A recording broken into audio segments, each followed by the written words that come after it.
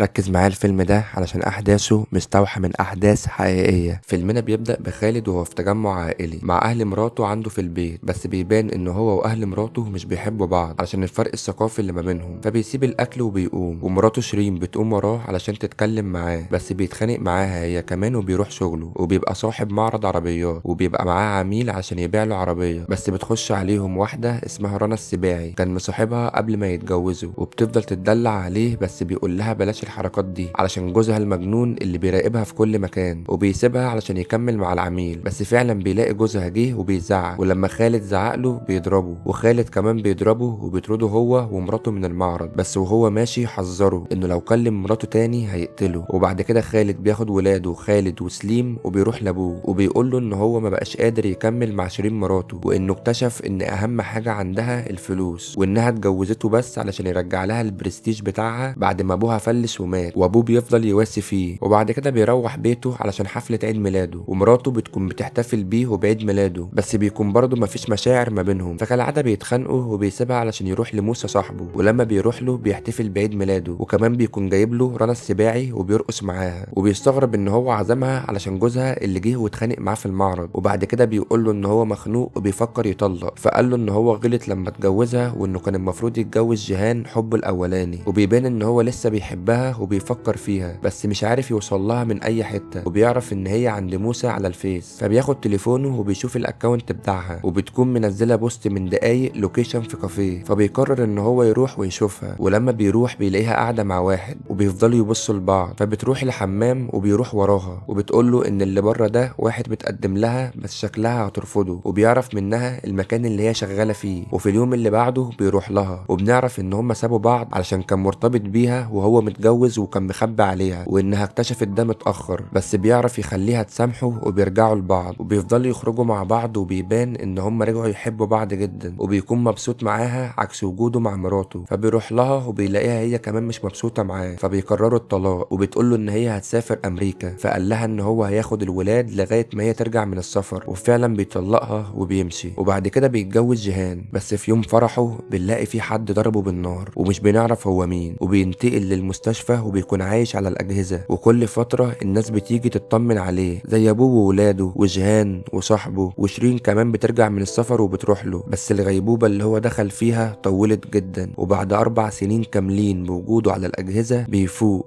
والدكتور بيجيله وبيبقى مش مصدق نفسه، وبيكلم اي حد من اهله علشان يجيله، بس بيلاقي ارقامهم كلها مقفولة، وبيبدأ معاه مرحلة الشفاء، وبيسأله ليه محدش بيسأل عليه، فقال له ان هما كانوا بييجوا بس مع مرور الوقت تدريجيا قال له، ودلوقتي ارقامهم مقفولة، وبيديله رقم موسى علشان يكلمه، وفعلا بيجيله وبيسأله مين اللي ضرب عليه نار، وكمان مراته وابوه وولاده مش موجودين ليه، وبيقول له اللي ضرب عليه نار حسن الشنواني جوز رنا السباعي، فبيستغرب ان هو عمل كده، وانه كمان كان بيتهرب من مراته، فقال له ان هو لما عزمها في عيد ميلاده كان في حد موجود من صحاب حسن، وان هو صورها وهي بترقص معاه في عيد ميلاده وبعتها لحسن، وساعتها افتكر ان هو على علاقة مع مراته، وفضل يراقبه لحد ما ضربه بالنار وهرب، بس بعد 4 ايام اتقبض عليه وخد 7 سنين شروع في قتل، علشان خالد ساعتها كان لسه عايش على الاجهزة، وعدى منهم دلوقتي 4 سنين، وبيسألوا على عياله مش موجودين ليه، فقال له ان هم كانوا عايشين مع شيرين، بس بعد كده طلبوا ان هم يعيشوا مع ابوه، وبيسألوا على ابوه هو كمان فين، فقال له ان هو مات من سنة، وبيزعل جدا عليه، فبيسألوا على عياله تاني وبيقول له هم دلوقتي عايشين مع مين، فقال له انهم بعد كده عاشوا مع جيهان، وكمان برضه بيسألوا على جيهان فين وما جاتش معاه ليه، فقال له انها اتحكم عليها بالاعدام في جريمة قتل، وبيسألوا قتل مين، فقال له انهم ولاده، ولما بيسمع كل الصدمات دي بيجيله تشنجات، وبيجيله الدكتور وبيلحق ينقذه، والدكتور بيقول لموسى انه هيجيله التشنجات دي في اي ضغط نفسي بعد كده، وبياخده وبيوديه البيت، وفي تاني يوم بيروح لمحامي جيهان وبيحكي له القصة كاملة، وهي ان بعد ما هو اتضرب بالنار شيرين رجعت من السفر علشان تفضل مع ولاده، بس هي كانت مضغوطة نفسيا فكانت بتعاملهم بعنف، فابوه خدهم وعاشوا معاه، بس كان بدأ يتعب ومبقاش قادر يعيشوا معاه، فقرر ان هو يديهم لجيهان، وفي الاول كانت مش موافقة علشان كانت مسؤولية كبيرة وكمان على الفاضي، علشان كانت فاكرة ان خالد خلاص مات، بس لما موسى بيقول لها ان هي لما تاخد الولاد معاش خالد كله هيكون معاها، وممكن تفتح المطعم اللي هي عايزاه، فساعتها بتوافق وبتروح تستلم الاطفال علشان يعيشوا معاها، وساعتها ما كانش فيه مشاكل غير بس لما شيرين بتطلب انها تشوف ولادها، علشان ساعتها جيهان كانت بتعاملها بطريقة رخمة، حتى كمان الأطفال كان بينادوا لجيهان بماما ولشيرين بيطنط، وده كان بيضايقها جدا لغاية اليوم اللي اتغير فيه كل حاجة، وهي إن جيهان كلمت موسى وهي بتعيط، ولما جه لقى سليم مات وبتقوله إن هي جت تصحيه علشان يروح المدرسة فلقيته كده، والدكتور بيجي بس مش بيقدر يعمل له حاجة، وبيقول إن هو توفى بسبب هبوط حاد في الدورة الدموية. وبعد كده آدم بدأ يخش في حالة اكتئاب بعد موت أخوه، بس بعد فترة بنلاقي آدم كمان مات، وساعتها الشرطة بتقبض على جيهان، والشهود كلهم بيشهدوا إنهم سمعوا جيهان بتقول لآدم إنها هتقتله، وإن آدم كمان كان بيهددها بالقتل، بس خالد بيقطعه وبيقوله ليه هما الاتنين كانوا عايزين يقتلوا بعض، فبيوري له ملف بيثبت إن جيهان كانت في مصحة علشان مدمنة كوكايين، وإنها بطلت الكوكايين قبل ما تتجوزه ب4 شهور، وإنها رجعت ليه تاني لما جالها فلوس من معاش خالد، وإن آدم شافها وهي بتشم، ولما حاول يخليها تبطل كانت بتهدده بالقتل، والجيران كانت بتشوف كل ده، وساعتها فعلا حطت سم في العصير، ولما شربه مات. والشرطة لما حققت في القضية لقت بصماتها على الشفشق بتاع العصير، ولقوا كمان علبة السم في شنطتها، ولما جابر المحامي راح لها علشان يحاول يطلعها براءة كانت بتنكر كل الكلام ده، وبتقوله ان هي فعلا ما عملتش حاجة، وان هو اكيد انتحر. وساعتها ابوه قرر ان هو يروح النيابة ويطلب انهم يحققوا في موت سليم هو كمان، وانهم يشرحوا الجثة علشان يعرفوا سبب الوفاة، وانها ممكن ما تكونش موتة طبيعية. وفعلا لما بيشرحوا الجثة بيلاقوا اثر سم على شعر وشفايف وضوافر سليم، وان ده كان سبب الوفاة، ومعنى كده ان سليم وادم ماتوا بسبب السم. وجيهان ما بيكونش ليها اي رد لما بتسمع كل ده، وما بتعرفش تدافع عن نفسها، وساعتها اتنفذ فيها حكم الاعدام علشان كل الدلائل ضدها. وخالد بيبقى مصدوم من اللي هو بيسمعه، وانها ليه تعمل كل ده، بس موسى بيقوله اكيد بسبب الفلوس، وانها كانت عايزة تورث الورث كله ليها، وبيبقى مصدوم من اللي هو بيسمعه، وكان بيتمنى ان هو يموت فعلا وما يقومش ويعرف كل اللي حصل ده. وبيعرف مكان شيرين من موسى وبيروح لها اليوم اللي بعده، وبيكون عايزها تسامحه ويرجعوا لبعض، بس بترفض وبيمشي، وبيقرر ان هو يحاول يتخطى اللي حصل له ويرجع زي الاول. وفعلا بيروح المعرض وبيرجعه زي الاول، وبيجيب عربيات وبيوضبه من اول وجديد، وبدأ ينجح في شغله احسن من الاول كمان، وبيفضل يزن على شيرين لغايه ما بترجع له فعلا، وبيتجوزوا تاني، وبيجيله عميل خليجي غني جدا علشان يشتري من عنده عربيه، ومراته بتقوله على عربيه معينه فبيخليها تقوم مع خالد علشان تشوفها، ولما بيركب بيلاقيها رنا السباعي، وبتقوله انها جات له مخصوص علشان تشوفه، وبتعرفه انها خلعت حسن جوزها لما دخل السجن واتجوزت الراجل الخليجي ده، وبتقوله ان موسى دمر حياتها، وان بعت صورها وهي في حفله عيد ميلاده لجوزها مع ان هو اللي عازمها، وصور ليها وهي في الشاليه اللي في دهب، والشاليه ده بيكون بتاع خالد، وبيستغرب انها راحت معاه الشاليه مع ان موسى قال له انه بطل يكلمها. واكيد لما حسن جوزها شاف الصور وسأل على الشاليه وعرف انه بتاع خالد فهم ان رنا لسه على علاقه بخالد، واللي صورها واللي بعت الصور لحسن جوزها هو موسى، وبتقول له ان يخلي عينه على موسى وياخد باله منه، وفعلا بيكون بدأ يشك فيه، وبيروح مدرسه ادم وسليم على امل ان هو يعرف اي اخبار جديده بعيد عن موسى والمحامي، وبيقابل مدرسه ادم وبتقول له ان هو كان كتوم جدا وما كانش بيتكلم معاها، بس اللي كانت تعرف كل اخباره هي زميلته حبيبه علشان كانت زميلته الوحيده وكانوا بيحبوا بعض، وقرر ان هو يروح لها، بس لما المدرسه تعرف تجيب عنوانها الاول. ولما بيروح البيت بيبدا يتخيل جيهان في كل حته، وبيبدا يجيله هلاوس ومش بيعرف يسيطر على عقله، وبيكسر في كل حاجه، وبيكون غير متزن نفسيا، وكمان كان هيضرب شيرين بس بتعرف توقفه وبتكون جنبه وبتطمنه. وبعد فتره لما بيتحسن بيعرف مكان حبيبه وبيروح لها، وبيسالها لو تعرف اي حاجه عن ادم، وبتقول له ان ادم انتحر وما اتقتلش علشان قبل ما يموت كانت حالته متغيره جدا. ولما سالته قال لها ان ام شيرين على علاقه بواحد، واتقهر اكتر لما عرف ان هو موسى